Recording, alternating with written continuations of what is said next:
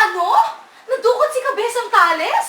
Oo, si Kabesang Tales. Ko, Sis Mariosep! Sis Mariosep! Sis Mariosep! Alam niyo ba, madalas na binibigay ng Diyos sa mga bagay na yan sa mga taong makasalanan. O kaya naman doon sa mga may kaanak na makasalanan na, ewan ko ba, sa halip na tulungan sila maging malapit sa Diyos, o kaya naman maging mas madasalin. Ay nako, kung ano-ano ginagawa. Sis Mariosep.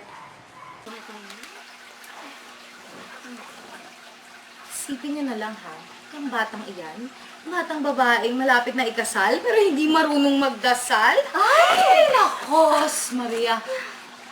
Tapos, hindi niya pa mabigkas ang abagi noong Maria nang hindi tumitigil sa sumasa iyo. Ay, Jesus! Kahihiyan nga naman.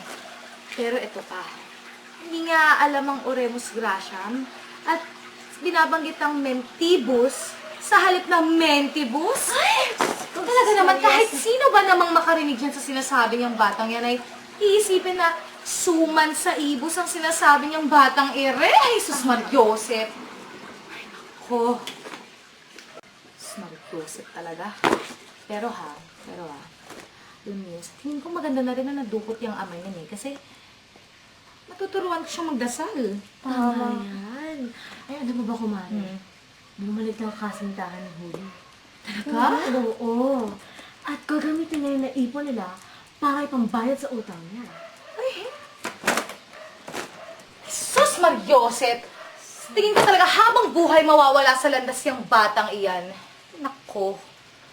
Ay, nako. Tay! Pinakulan na po ako! Nasaan si Huli? Tay! Anong nangyari? Nasaan si Huli?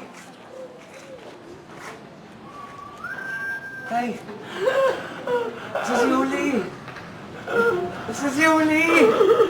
Nasaan si Huli?